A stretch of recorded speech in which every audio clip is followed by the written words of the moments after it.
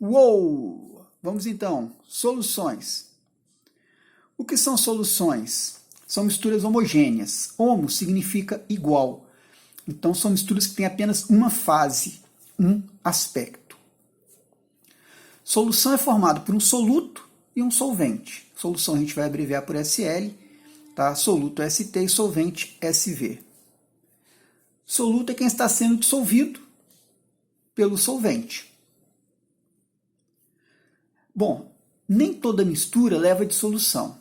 Então, um exemplo de solução, água e açúcar, por exemplo. Você coloca açúcar, uma pitadinha de açúcar num copo de 300 ml de água e mexe, todo esse açúcar vai ser dissolvido, tá certo? E você não consegue ver o açúcar e a água. Agora, se você pega água e areia, joga areia na água, o que acontece? Você não vai conseguir fazer uma dissolução. Se misturam, mas não dissolve. Você consegue ver a água e consegue ver a areia. Tá bom? Nosso foco vai ser no estudo das misturas que tem só um aspecto ou só uma fase. Então tá ali. Mistura homogênea, um aspecto, uma fase. Bom, você não sabe o que tem no copo, nem eu que penso em imagem na internet, tá bom? Além da água, obviamente, que está à esquerda. Tá? Você não sabe o que mais tem. Mas, com certeza, tem ar ali. Então, água e ar já é uma mistura homogênea. Provavelmente, tem sais minerais também, porque a água comum tem sais minerais dissolvidos. Por isso, já é uma mistura. Se tem mais de um componente, mais de uma substância, consequentemente, já é uma mistura e que só tem uma fase, logo, homogênea.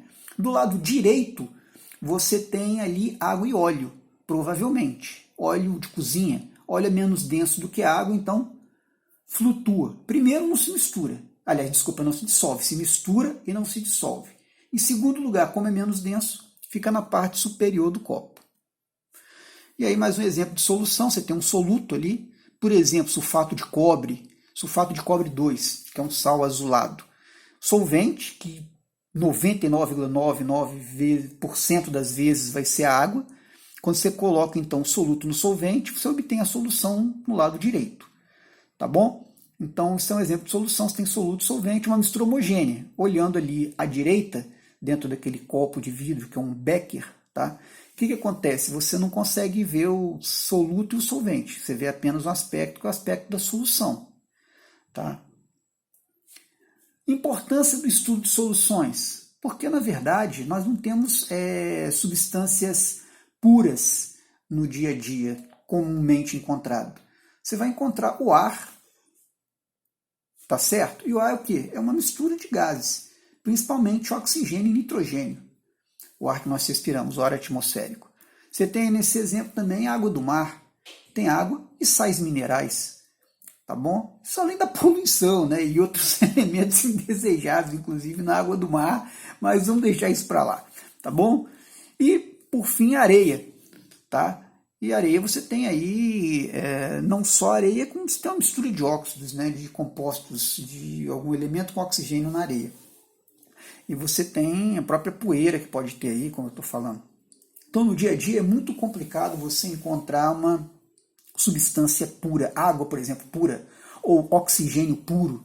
É muito complicado isso daí. Tá? Você geralmente encontra misturas. E em laboratório vai ser muito importante esse conhecimento, porque nós trabalhamos com soluções. O ácido sulfúrico, o ácido clorídrico, tá bom? Hidróxido de sódio. Nós pegamos essas substâncias e dissolvemos na água, tá? E para podermos trabalhar em laboratório. Bom, então tá ali o atmosférico.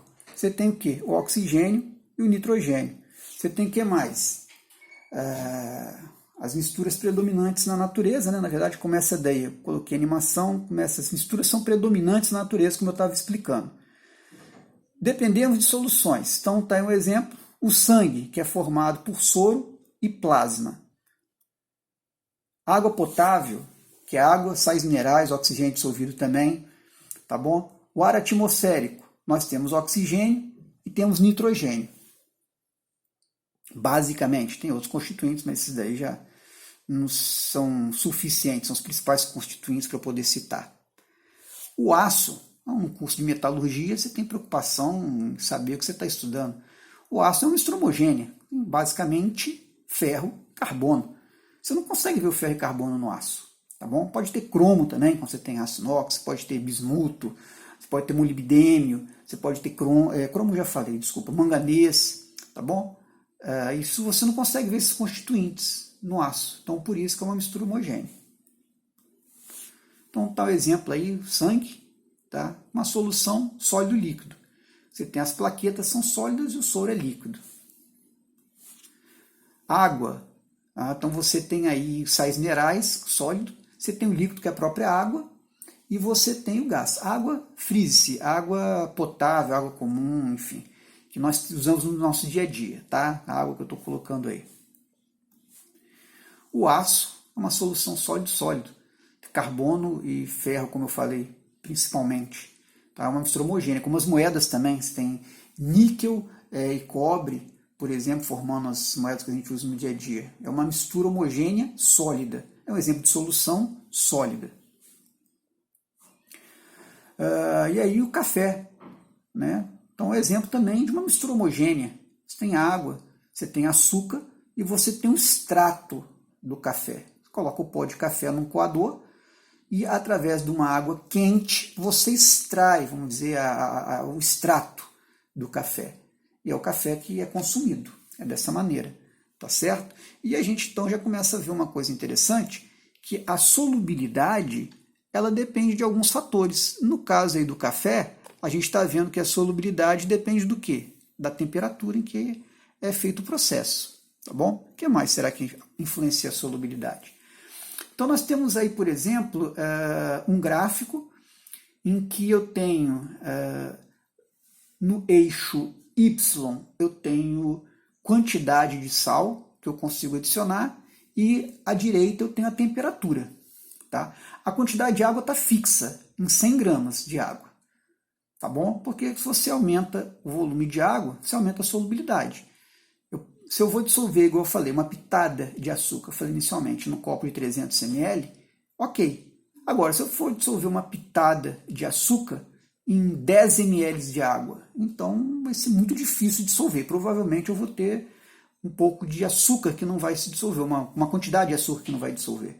Então a quantidade de água é importante, a temperatura é importante, o solvente também é importante. No caso, a gente padroniza a água, que é um solvente fácil de usar, tá? Porque ele está no dia a dia, não é tóxico, é barato, e por isso geralmente se usa a água como solvente. É chamado de solvente universal por causa disso, né? Porque é o melhor solvente. Mas não deixa de ser o melhor solvente em termos de praticidade, né? Em vez de você usar álcool, amônia, você vai usar água aí.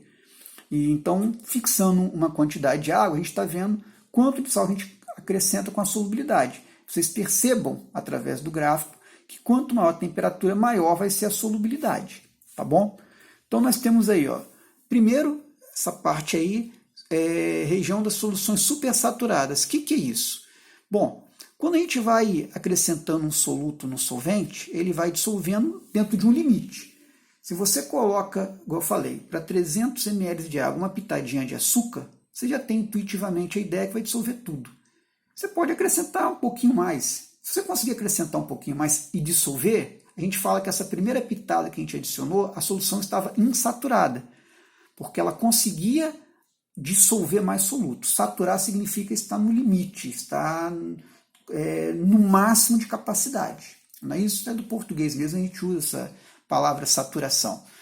Se eu acrescento um pouco mais do que o solvente consegue dissolver, aí eu vou ter o quê? Uma solução saturada com corpo de fundo, que vai ser o precipitado no fundo do recipiente, o corpo de fundo, na verdade. Precipitado é quando você tem uma reação química, e dessa reação química gera uma substância que não é solúvel em água, por exemplo. Está fazendo uma reação em água. Então, você chama de precipitado. Corpo de fundo é uma substância que é solúvel, porém, após um certo limite, ela se deposita no fundo. Então, esse é corpo de fundo. Então, nós temos solução insaturada quando eu não atingir o máximo de dissolução que eu posso ter no solvente. Saturada quando eu atinjo esse ponto. Saturada com corpo de fundo quando eu acrescento um pouco mais que o solvente consegue dissolver. E essa tal de supersaturada é quando eu pego uma saturada com corpo de fundo e aqueço. Porque quando eu aumento a temperatura, aumenta a solubilidade. Então aquele soluto que não dissolveu, ele passa a dissolver. Isso é uma solução supersaturada, é um estado instável.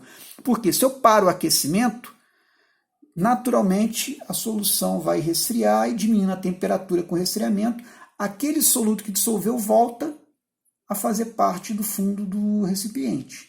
Por isso que é instável. Uma perturbação também pode fazer esse excesso que momentaneamente está dissolvido voltar para o fundo do recipiente. Tá? Ali onde vai a segunda seta, em cima da curva, é onde está saturada a solução. É exatamente o limite de dissolução do nitrato de potássio, que é o KNO3, em cima dessa reta. Tá certo? Desculpa, dessa curva, em cima dessa curva. Tá bom? Tá até entendendo uma reta naquele pedaço ali que eu marquei, mas é uma curva. Tá? Como um todo é uma curva. E aqui, do lado direito dessa curva, você tem a região da solução não saturadas ou insaturadas. Ou seja, eu posso continuar acrescentando soluto até vir da direita para a esquerda. Se eu sair ali do 100, por exemplo, e vou até em cima da curva vermelha, eu estou em cima da curva saturada. E a esquerda da curva saturada é a supersaturada. Quer dizer, eu tenho que aquecer para conseguir solubilizar o soluto para aquela temperatura. Tá certo? Para aquela quantidade precisa de uma temperatura maior para poder solubilizar. Então é supersaturado. Aquecer uma solução saturada do corpo de fundo para se tornar aparentemente insaturada. Isso é supersaturada. Bom, nesse gráfico aí a gente consegue ver o quê? Nós temos, por exemplo, tá ali, tá? Sulfato de sério, o nitrato de potássio, KNO3, tá? Na curva vermelha. Observa que a temperatura ela está subindo, né? Naquele ponto que eu marquei, já indica que ela já está tendo uma ascendência. E ela continua, tá? Naquela segunda seta vermelha, você observa que a tendência é um crescimento. Inclusive, a partir ali dos 10 graus Celsius, ela tá vindo com uma suavidade e de repente aumenta, né? Ali dá por volta dos 25 graus Celsius, dá uma grande inclinada para cima, ou seja, a solubilidade até aumenta um pouco mais numa faixa de temperatura mais à frente dos 10 graus. Tá certo? Então, maior solubilidade com a temperatura, porque no eixo Y, onde está ali 10, 20, 30, até 100, do lado de gramas de soluto para saturar 100 gramas de água, então aquilo ali é coeficiente de solubilidade, né, que está sendo dado, que eu vou definir daqui a pouco. Mas enfim, você tem a quantidade de soluto que você consegue dissolver em 100 gramas de água. Tá? Isso no eixo Y. No eixo X, que está ali indo para a direita, você percebe que aumenta a temperatura. Então por isso que a NO3 fica com uma curva positiva, uma curva para cima, essa curva vermelha. Ou seja, quanto maior a temperatura, maior a solubilidade. Tá bom? Tem-se ali também o cloreto de sódio, que é o sal de cozinha. A solubilidade aumentou levemente, se você olhar a inclinação da reta do NaCl. Então, uma reta com uma inclinação bem pequena em relação ao nitrato de potássio, que eu acabei de falar. Então, aumentou a temperatura, aumentou a solubilidade. Muito menos que o nitrato de potássio. O nitrato de potássio é mais solúvel com o aumento da temperatura. Agora, observa o sulfato de sério 3. Ce2SO4 3, curva azul. Observe que é decrescente. Aumentou a temperatura e a solubilidade diminuiu com o aumento da temperatura.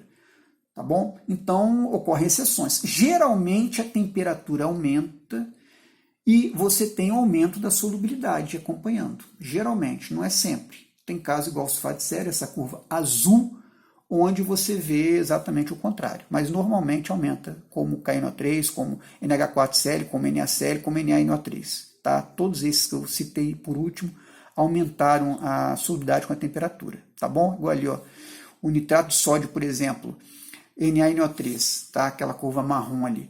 É o que possui a maior solubilidade de todos. Você pegar ali em 0 grau de temperatura, você tem aí mais de 70 gramas de NaNO3 sendo solubilizado. Quem tem a menor solubilidade? O próprio KNO3, nessa faixa de 0 grau, tá? Que vai estar por volta aí de 15 gramas mais ou menos de NaNO3 que está solúvel a essa temperatura, tá bom? Bom, classificação das soluções, tá? Então, se eu pego, por exemplo, aí, o KNO3, ele tem um coeficiente de solubilidade, ou seja, a capacidade de solução em água, de 31,6 gramas de nitrato de potássio para 100 gramas de água. Isso a 20 graus Celsius, que a temperatura influencia, como acabei de falar para vocês no slide passado. Se eu pego 100 ml de água e acrescento 20 gramas de KNO3, que é o primeiro becker aí à esquerda de vocês, eu tenho uma solução insaturada, que eu poderia colocar até 31,6 gramas, tá bom? No segundo becker, eu acrescentei 31,6 gramas e a solução passa a ser saturada, porque para 100 gramas de água na temperatura de 20 graus Celsius, eu só consigo dissolver exatamente 31,6 gramas do KNO3. Tá? No terceiro becker, eu coloco 50 gramas. Bom, se a solubilidade é 31,6, então nós vamos ter aí 19,4 gramas que vai para o fundo do recipiente, que é a diferença de 50 gramas menos 31,6 gramas que solubiliza. Tá bom? Então vai para o fundo do recipiente, saturada com corpo de fundo, como eu falei anteriormente. Agora, e se eu aqueço de 50 gramas saturado com corpo de fundo para o becker, à direita de vocês? Com aquecimento, o que acontece? Eu transformo a solução saturada numa solução supersaturada. Tá? É uma situação atípica, é uma situação instável. Por isso que eu falei com vocês. Tá? É um estado particular. Eu posso dissolver aquele corpo de fundo com aquecimento, ou seja, aumentando a temperatura de 20 graus Celsius, eu vou dissolver o restante de sal que ficou no fundo, de KNO3 que ficou no fundo. Porém, se eu restringir o sistema, volta à situação inicial de saturado com corpo de fundo. Conclusões que podemos ter aí. Quanto mais solvente, maior solubilidade. Maior temperatura, geralmente maior solubilidade. Coeficiente de solubilidade, o que é? Quantos gramas de soluto você dissolve em 100 gramas de água, que é o solvente, né, que a gente usa quase sempre, em uma certa temperatura.